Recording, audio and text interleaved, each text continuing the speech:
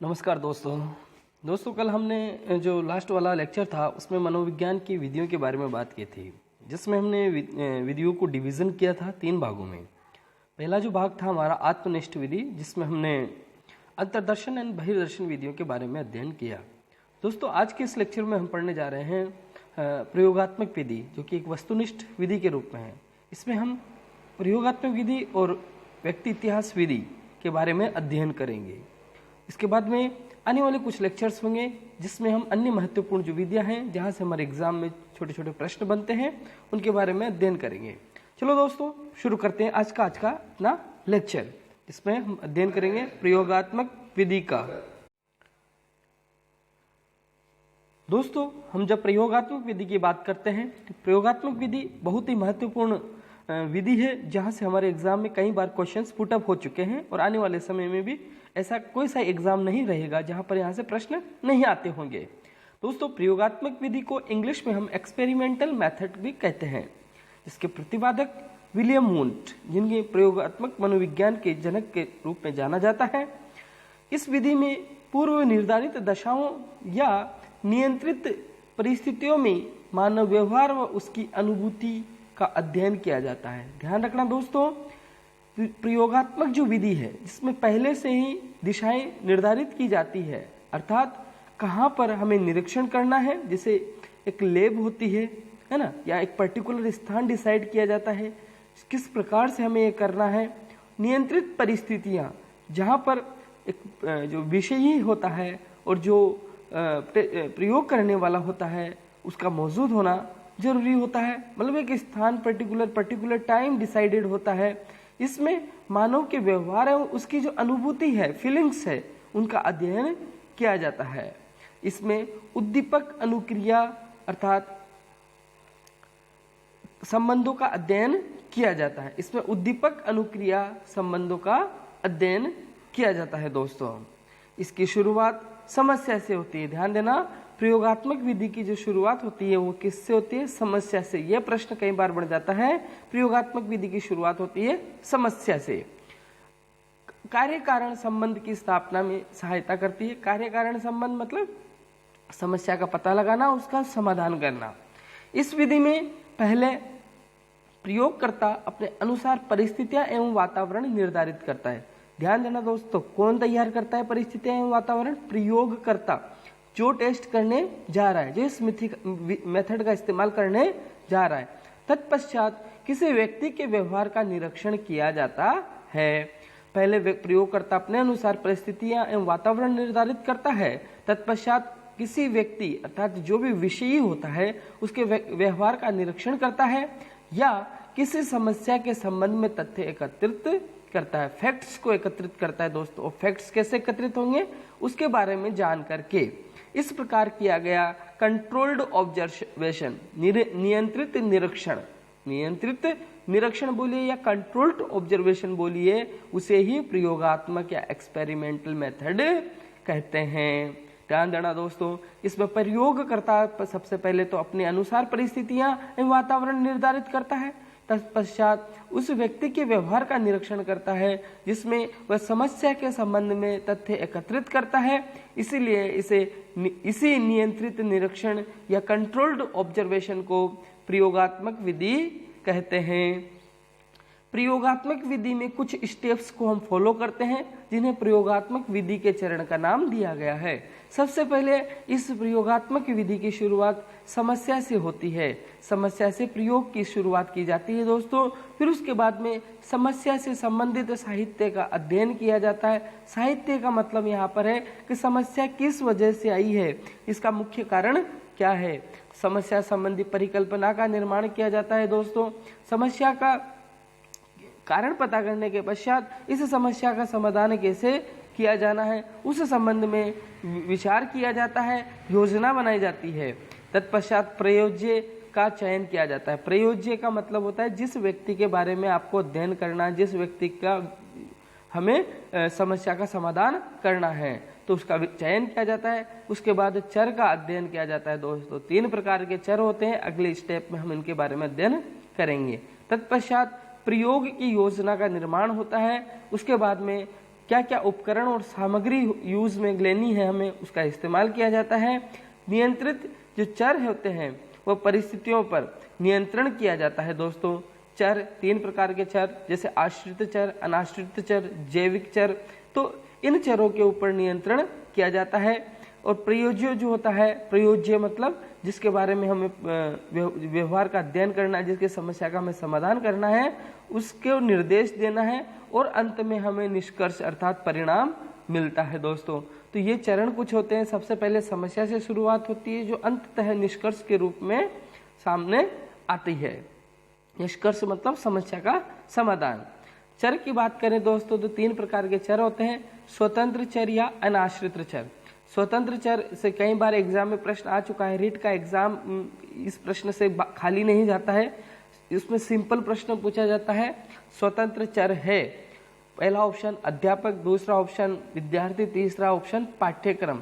तो ध्यान रखना ये सिंपल सा ऑप्शन देता है, तो स्वतंत्र चर या अनाश्रित चर में अध्यापक आता है और उसका जो अनुदेशन कार्य होता है वह आता है।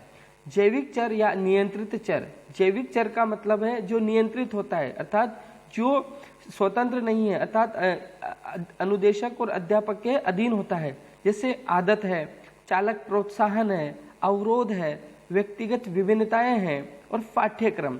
पाठ्यक्रम ध्यान रखना दोस्तों नियंत्रित चर होता है। और तीसरा होता है आश्रित चर। आश्रित चर का मतलब होता है जिस पर जो नियंत्रित चर है और अनाश्रित चर है, इन दोनों के बीच में जो क्रिया होती है और जिसका प्रभाव जिस व्यक्ति के ऊपर पड़ता है वह उसे विद्यार्थी अर्थात जो विषयी होता है, विषयी यहाँ पर नहीं आएगा, ध्यान रखना दोस्तों। विषयी एक आश्रित चर है, ओके। तो ध्यान देना, स्वतंत्र चर में अध्यापक, जैविक चर या नियंत्रित चर में पाठ्यक्रम, आश्रित चर में विद्यार्थी। ये 3 ऑप्शन आपको ध्यान रखने, बाकी चीजें तो मैंने एक्स्ट्रा लिख दी, आपको ध्यान रखने की जरूरत नहीं है। प्रयोगात्मक जो विधि है इसके बारे में टीचर कहते हैं प्रयोगात्मक अंतर्दर्शन की सर्वोत्तम मनोवैज्ञानिक विधि है। ये ध्यान रखना दोस्तों, टीचर ने प्रयोगात्मक विधि को अंतर्दर्शन की सर्वोत्तम विधि बताया है। जब हम प्रयोगात्मक विधि के मेरिट्स की या लाभ की बात करते हैं, क्या क्या हमारे फायदे हैं इससे, तो यह वैज्ञानिक व वस्तुनिष्ठ विधि है, ये सभी को पता है। जब वैज्ञानिक और वस्तुनिष्ठ विधि होती है तो उसकी वैधता और विश्वसनीयता भी अधिक होती है।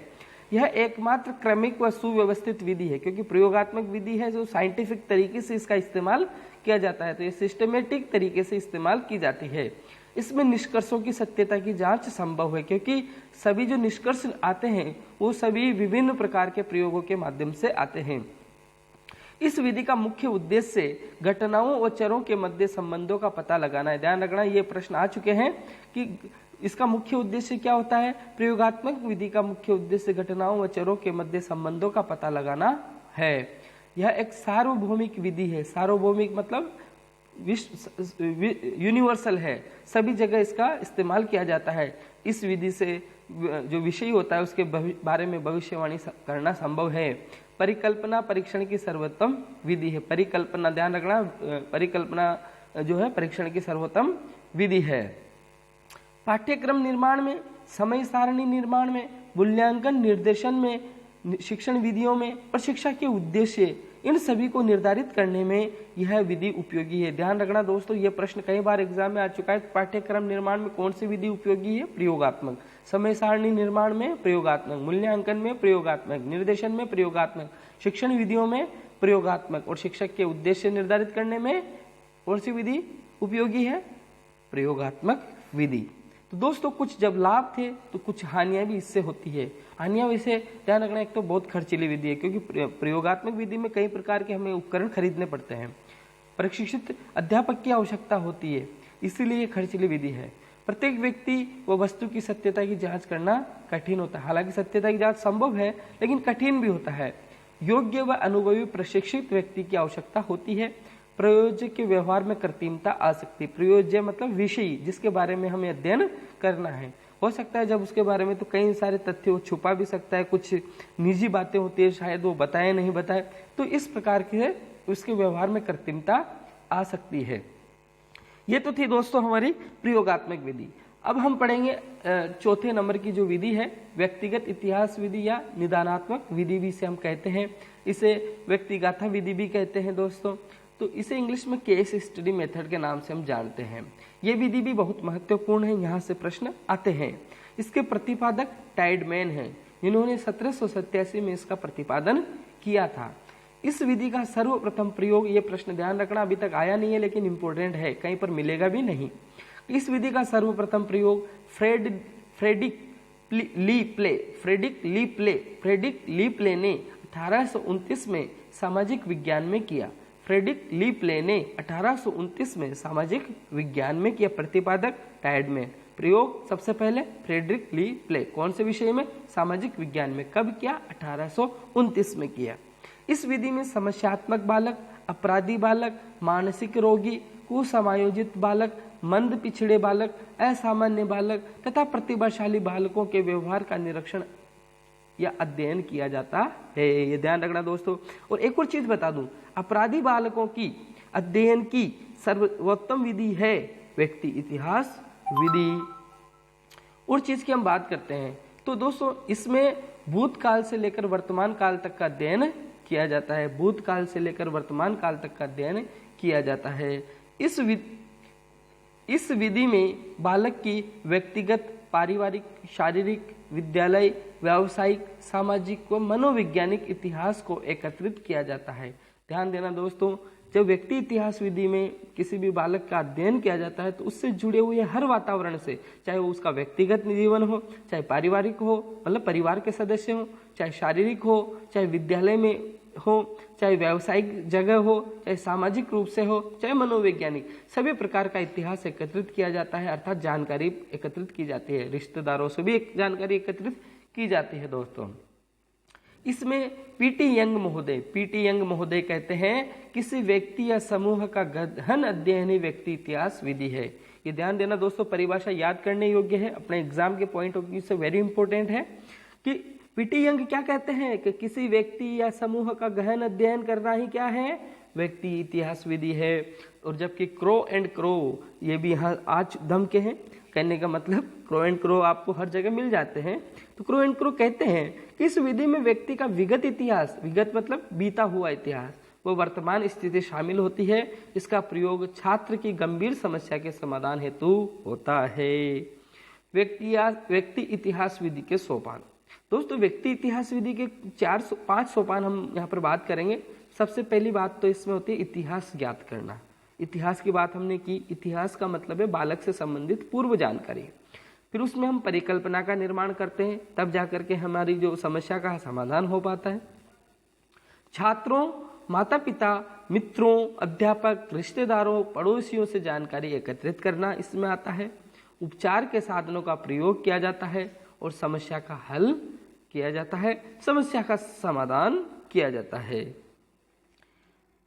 चूंकि यह एक लाभ की बात करें तो जो व्यक्ति इतिहास विधि है इसके लाभ हैं, यह एकमात्र विधि है जिसकी विधि उत्पत्ति नैदानिक मनोविज्ञान से मानी जाती है। नैदानिक का मतलब होता है अस्पताल में चिकित्सा मनोविज्ञान जिसे हम कह सकते हैं, वहां से इसकी उत्पत्ति मानी जाती है। क्यों? इस विधि से निदान व उपचार दोनों किया जाता है। निदान का मतलब होता है समस्या का पता लगाना, समस्या के कारण का पता लगाना, और उपचार का मतलब होता है उस समस्या का समाधान करना। निदान मतलब कारण का पता लगाना, समस्या के कारण का पता लगाना, उपचार का मतलब उस समस्या का समाधान करना। तो कारण का भी पता लगाया जाता है, साथ ही समस्या का समाधान भी किया जाता है। प्राप्त जानकारी वैध और विश्वसनीय होती है दोस्तों, क्योंकि सब जो हम इसमें समस्या का समाधान करते हैं तो सभी लोगों से पूछ करके इसमें उसके इतिहास को जान करके हम उसकी समस्या का समाधान करते हैं। इसके जो निष्कर्ष होते हैं, परिणाम होते हैं, वो वस्तुनिष्ठ होते हैं। अपराधी बालकों के उपचार की श्रेष्ठ विधि है दोस्तों ये। इसे सामाजिक सूक्ष्मदर्शी यंत्र विधि भी कहते हैं। सामाजिक सूक्ष्मदर्शी यंत्र इसलिए दोस्तों कि समाज के हर वर्ग से यहाँ पर बालक के संबंध में जानकारी जुटाई जाती है, छोटे छोटे तथ्यों को एकत्रित किया जाता है। जब इसके मेरिट्स हैं तो इसके कुछ डिमेरिट्स, दोष या हानियां भी हैं दोस्तों। एक तो इसमें समय अधिक लगता है, क्योंकि जब हम बच्चे के या बालक के इतिहास के बारे में जानना चाहते हैं तो सभी जगह पूछताछ करते हैं, तो इसलिए इसमें समय अधिक लगता है। इसमें एक जानकार व्यक्ति, एक प्रशिक्षित व्यक्ति की आवश्यकता होती है, तो थोड़ा खर्चा भी होता है। इसमें विवरण एकत्रित करने में कठिनाई आती है दोस्तों, क्योंकि कुछ लोग सच्चाई बताएं, कुछ लोग सच्चाई नहीं बताएं। तो इस प्रकार से हम व्यक्ति इतिहास विधि के बारे में कुछ हमारे दोष भी सामने आते हैं। तो दोस्तों आज हमने प्रयोगात्मक विधि एवं व्यक्ति इतिहास विधि के बारे में जाना, जो कि बहुत महत्वपूर्ण है दोस्तों। जैसा कि हमने इससे गत लेक्चर में पढ़ा था अंतःदर्शन एवं बहिर्दर्शन विधियां, इस लेक्चर में हमने पढ़ा है प्रयोगात्मक एवं व्यक्ति इतिहास विधि। ये चारों विधियां बहुत इंपॉर्टेंट है दोस्तों आपके एग्जाम के पॉइंट ऑफ व्यू से। If you want to get selected in the exam related to REET second grade and first grade, तो you have to follow these notes. These are very important notes because these are the things which helped me in getting my goal and my dreams. So guys, I hope you have understood all the things very carefully, and just take a break and remember all the things, recall all the things and revise again and again. Bar bar revise कीजिए दोस्तों, बार बार इनको पढ़िए, बार बार इनको आप चाहें तो इनके तरीके हैं दोस्तों। आपको लगता है कि बोरिंग है, तो नहीं, आप जब खाना बना रहे हो तो आपके कानों में ईयरफोन लगा लीजिए और इनको आप एक साइड पर रख दीजिए, आपको बहुत ही हेल्पफुल होगा दोस्तों। आप जितना ऑडियो को सुनोगे उतना ही आपके लिए यूजफुल होगा दोस्तों। तो आई होप आपको ये सारी चीज़ें समझ में आई होगी। आने वाले लेक्चर में हम बची हुई जो हमारी इम्पोर्टेंट कुछ छोटी छोटी विधियाँ हैं जहाँ से हमारे एग्जाम में क्वेश्चन बनने के चांसेस रहते हैं, उनसे रिलेटेड बात करेंगे दोस्तों। आज के लिए इतना ही। और अगर आप पहली बार इस वीडियो को देख रहे हैं, पहली बार हमारे चैनल से जुड़िए, तो आपसे एक रिक्वेस्ट है, आप इस चैनल को सब्सक्राइब जरूर कीजिए। यदि आपको ये चैनल पसंद आ रहा है, यदि आपको ये वीडियोस पसंद आ रहे हैं, आपके लिए हेल्पफुल है, तो अपने दोस्तों को भी ये शेयर कीजिए। सबसे एक रिक्वेस्ट कीजिए, इस चैनल को अधिक से अधिक ज़रूरतमंद दोस्तों तक पहुँचाने की कोशिश करें। आज के लिए इतना ही। धन्यवाद दोस्तों। आपका दिन मंगलमय हो, आपका भविष्य सुनहरा हो। Thank you very much.